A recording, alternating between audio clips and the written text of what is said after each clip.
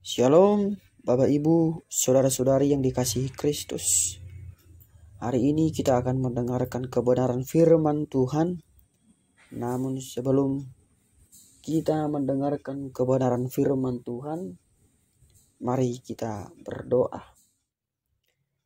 Tuhan Allah Bapa yang kami sembah di dalam Kristus Yesus, kami bersyukur hari ini Tuhan mampukan kami dan izinkan kami untuk mendengarkan kebenaran firman-Mu. Tuhan, kami rindu Engkau berkata-kata di tengah kehidupan kami.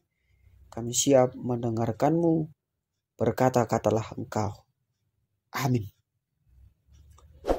Bapak Ibu, saudara-saudara yang dikasihi Kristus, firman Tuhan yang memberkati kita pada hari ini, yaitu Minggu ke-8 setelah Trinitatis, terambil dari kitab Mazmur pasal 50, Mazmur nomor 50 ayat pertama sampai ayat ke-6. Mari kita ikuti di dalam hati kita masing-masing. Saya akan bacakan untuk kita semua. Ibadah yang sejati. Mazmur Asaf. Yang Maha Kuasa Tuhan Allah berfirman dan memanggil bumi dari terbitnya matahari sampai kepada terbenamnya. Dari Sion, puncak keindahan, Allah tampil bersinar. Allah kita datang dan tidak akan berdiam diri. Di hadapannya api menjilat, sekelilingnya bertiup badai yang dahsyat. Ia berseru kepada langit di atas dan kepada bumi untuk mengadili umatnya. Bawalah kemari orang-orang yang kukasihi, yang mengikat perjanjian dengan aku berdasarkan korban sembelihan.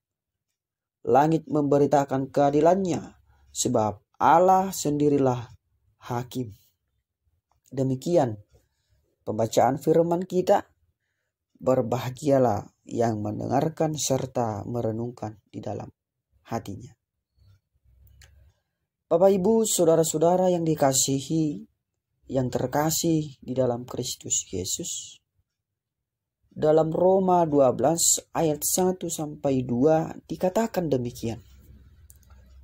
Karena itu, saudara-saudara, demi kemurahan Allah, aku menasihatkan kamu, supaya kamu mempersembahkan tubuhmu sebagai persembahan yang hidup, yang kudus dan yang berkenan kepada Allah. Itu adalah ibadahmu yang sejati. Janganlah kamu menjadi serupa dengan dunia ini, tetapi berubahlah oleh pembaharuan budimu, sehingga kamu dapat membedakan manakah kehendak Allah, apa yang baik, yang berkenan kepada Allah, dan yang sempurna. Dari sana kita menemukan satu kata kunci, yaitu tubuh kita ini adalah persembahan yang hidup dan ibadah yang sejati kepada Allah. Persembahan dan ibadah yang sejati yang dimaksudkan di sini bukanlah secara harfiah diartikan sebagai mestinya kita mempersembahkan tubuh kepada Allah. Bukan demikian. Namun mempersembahkan tubuh yang dimaksud di sini yaitu tubuh ini kita pakai untuk melakukan hal-hal yang sesuai dan berkenan di hadapan Allah. Mempersembahkan tubuh sama dengan memakai tubuh ini hanya untuk kepada kemuliaan Allah. Memakai tubuh ini, semua anggota tubuh ini hanya untuk melakukan yang sesuai dengan kehendak Allah. Sesungguhnya yang Allah inginkan dari hidup kita manusia hanya satu, yaitu hidup berkenan di hadapan Allah. Allah tidak menginginkan harta dari manusia. Allah tidak menginginkan rumah dari manusia. Allah tidak menginginkan emas dari manusia. Allah tidak menginginkan makanan dari manusia. Dan Allah tidak menginginkan persembahan yang diagung-agungkan dari manusia. Karena sesungguhnya semua itu ada pada Allah. Namun yang Allah inginkan dari manusia hanyalah satu, hidup berkenan di hadapan Dia. Namun di samping Allah menginginkan manusia untuk hidup berkenan di hadapan Allah, Allah juga memberikan freedom, kebebasan kepada manusia untuk melakukan apapun di dunia ini. Namun di balik kebebasan yang diberikan oleh Allah, kita harus siap untuk mempertanggungjawabkan semua perbuatan dan tindakan kita di hadapan Dia pada masa penghakiman kelak. Artinya, segala tindakan dan perbuatan yang kita lakukan di dunia ini, kelak harus kita pertanggungjawabkan kepada Dia. Baik itu perbuatan yang jahat maupun perbuatan yang baik. Mengapa demikian? Karena Allah itu adalah hakim. Dia akan menghakimi seluruh makhluk hidup yang ada di dunia ini. Dia akan menghakimi manusia, siapapun orangnya. Dan Allah akan memperhitungkan segala perbuatan yang kita lakukan selama kita ada di dunia ini. Itulah sebabnya topik minggu kita hari ini, Allah adalah hakim. Allah bukanlah hakim dunia. Allah bukan hakim yang dari dunia. Tetapi Allah adalah hakim yang berasal dari surgawi.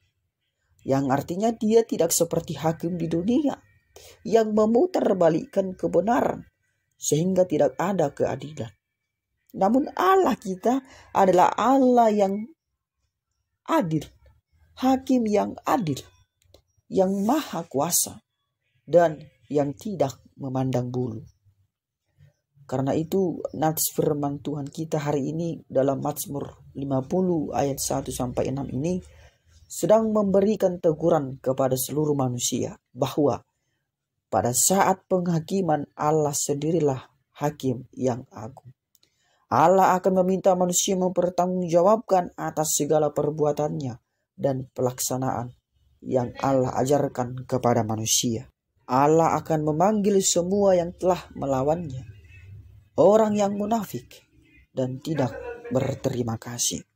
Oleh karena itu, semua umat Tuhan perlu mengetahui cara yang benar untuk menyembah Allah, yaitu dalam roh dan kebenaran, bukan dalam kemunafikan.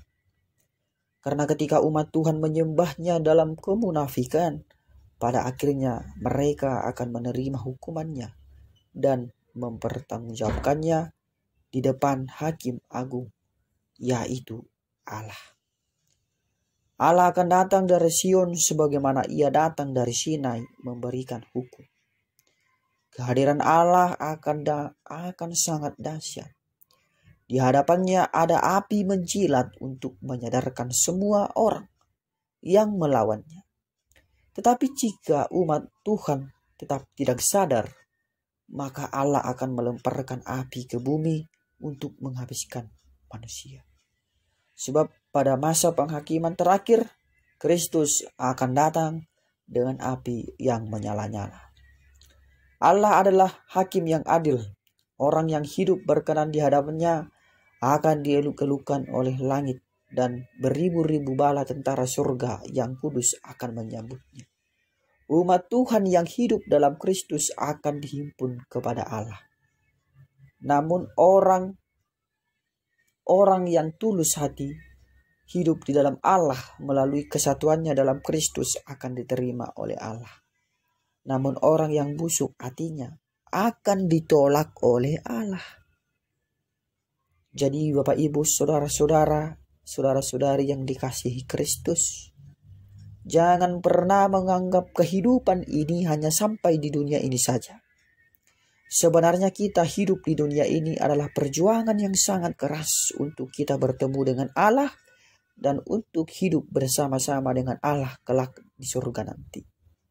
Maka jangan pernah menyombongkan apa yang kita miliki saat ini. Dan jangan pernah menganggap bahwa tindakan ataupun perbuatan kita saat ini, ataupun gelar kita saat ini, ataupun jabatan kita saat ini, ataupun pekerjaan kita saat ini, itu bisa membawa kita kepada keselamatan. Segala bentuk tindakan yang kita lakukan di dunia ini bukanlah bentuk penyelamatan untuk diri kita. Sebab penyelamatan itu mutlak dari Allah dan bukan usaha manusia untuk menyelamatkan diri.